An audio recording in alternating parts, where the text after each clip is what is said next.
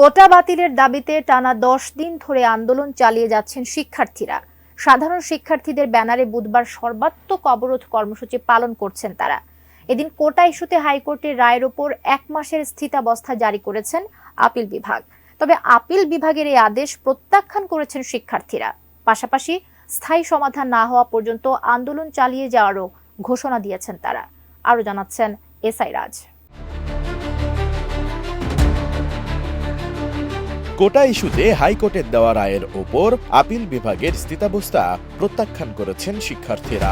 তাদের ভাষায় আপিল বিভাগের এ আদেশ মূলা ঝুলিয়ে আন্দোলন দমানোর কৌশল। তারা চান একটি স্থায়ী সমাধান, না হলে শিক্ষার্থীরা রাজপথ ছাড়বেন না বলেও ঘোষণা দেন তারা। বুধবার রাজধানীর সায়েন্স ল্যাব মোড় অবরোধ করা শিক্ষার্থীদের পক্ষে এমন ঘোষণা দেন বৈষম্য বিরোধী ছাত্র আন্দোলনের ঢাকা কলেজ শাখার সমন্বয়ক নাজমুল হাসান। সাময়িক নয়, কোটা পদ্ধতির স্থায়ী সমাধান চেয়ে নাজমুল হাসান বলেন, আমরা স্থায়ী সমাধান চাই। কোটা নিয়ে বারবার টালবাহানা দেখতে চায় না। সব গ্রেডে অযৌক্তিক ও বৈষম্যমূলক কোটা বাতিল করে সংবিধানে উল্লেখিত অনগ্রসর গোষ্ঠীর জন্য কোটাকে ন্যূনতম মাত্রায় এনে সংসদে আইন পাশ করতে হবে। আমরা পড়ার টেবিলে ফিরে যেতে চাই। দাবি মেনে না নেওয়া পর্যন্ত এ আন্দোলন চলবে।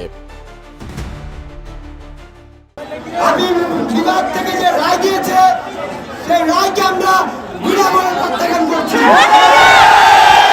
আমরা বলতে চাই, ছাত্র সমাজের প্রাণের একদম দাবি হচ্ছে সরকারি চাকরি সকল গ্রেডে, অর্থাৎ প্রথম, দ্বিতীয়, তৃতীয়, চতুর্থ প্রত্যেকটা জায়গায় অযৌক্তিক বৈষম্যমূলক কোটা বাতিল করতে হবে।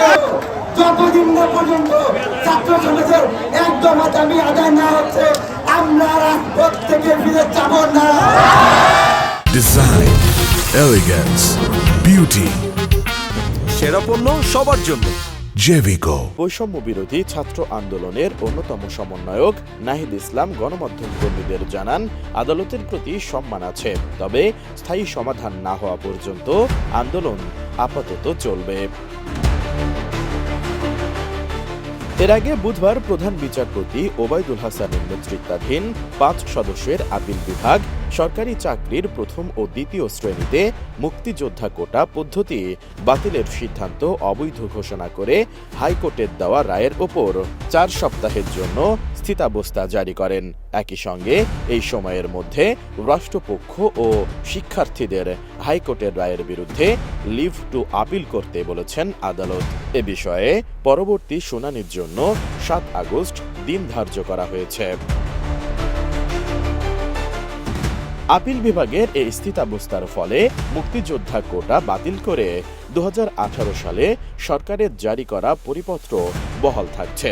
এদিন রায়ের সময় শিক্ষার্থীদের ক্লাসে ফিরে যাওয়ারও আহ্বান জানান প্রধান বিচারপতি মহোদয় বলছেন যে ওনাদেরকে বলছেন যে আপনারা ক্লাসে ফিরে যান। কোমলমতি ছাত্রদেরকে অনুরোধ বলছেন যে আশা প্রকাশ করছেন যে তাদের যে আমাদের যে শিক্ষা প্রতিষ্ঠানগুলো আছে তাদের প্রধানরা, বিশ্ববিদ্যালয় যেগুলো আছে তার ভিসি মহোদয়রা, প্রক্টর মহোদয়রা এবং অন্যান্য শিক্ষা প্রতিষ্ঠান আছে তাদের প্রধানগণ, তারা তাদের ছাত্রদেরকে ক্লাসে নিয়ে যাবেন, বোঝাবেন।